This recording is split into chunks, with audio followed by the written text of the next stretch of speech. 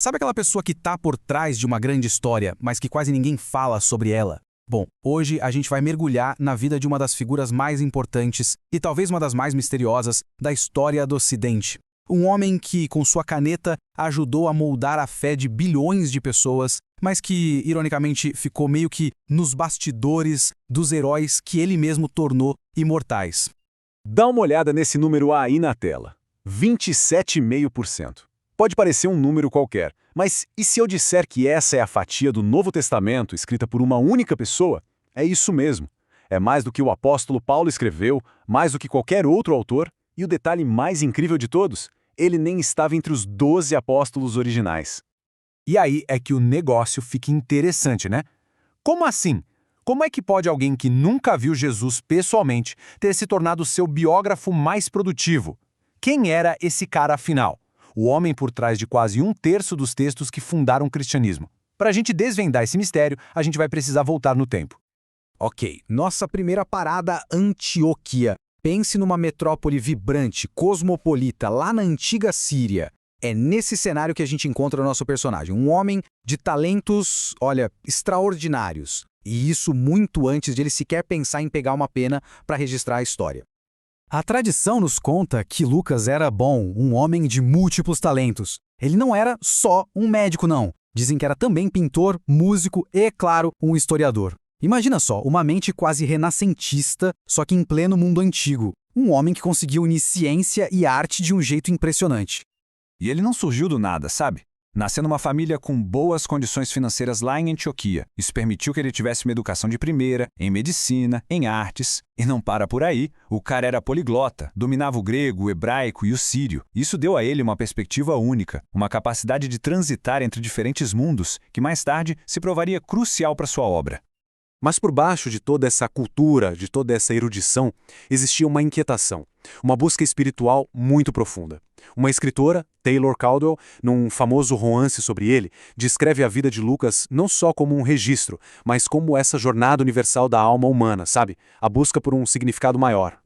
E essa busca dele tinha um foco bem particular. Pensa bem, ele cresceu num mundo cheio de deuses, mas o que realmente o atraía era um altar que ele viu uma vez. Um altar dedicado ao Deus desconhecido. Era um anseio profundo, uma sede por algo além de todos aqueles deuses que ele conhecia.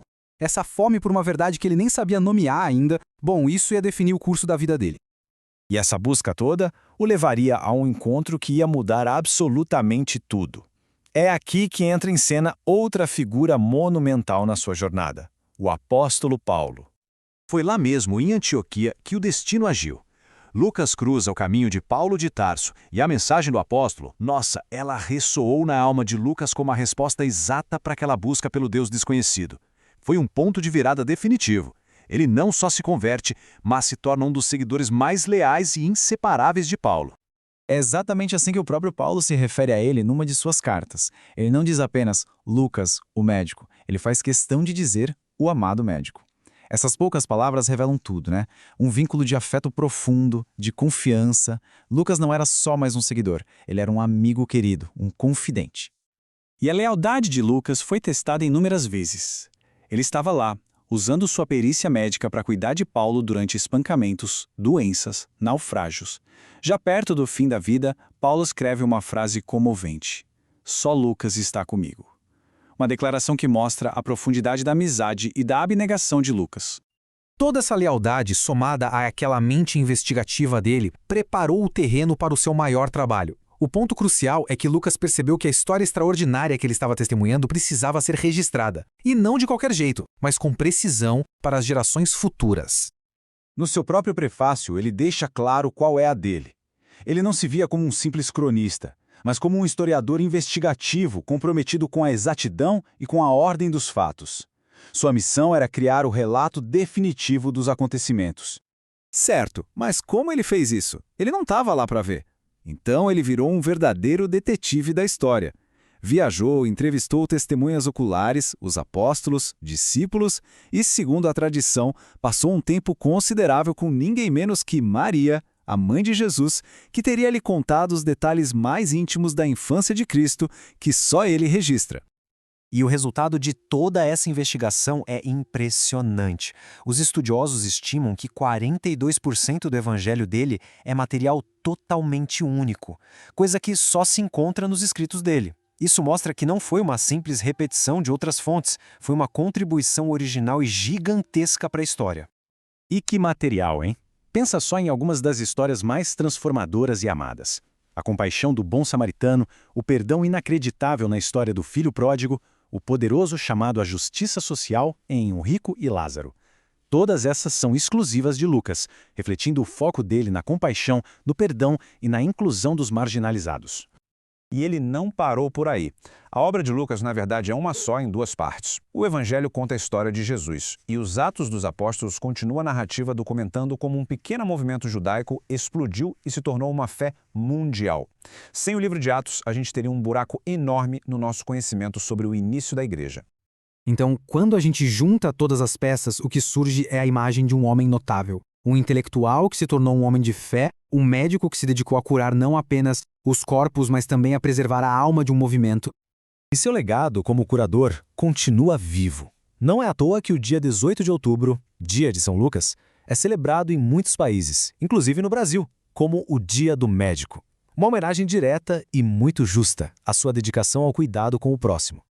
E aqui vai uma curiosidade da arte cristã. Cada evangelista tem um símbolo. O de Lucas é o touro alado. E por que um touro? Porque ele representa o sacrifício, o serviço e a força. Qualidades que, se a gente parar para pensar, definiram perfeitamente a vida dele, de devoção incansável a Paulo e a sua missão histórica. Essa descrição poética talvez seja a que melhor captura a essência dele.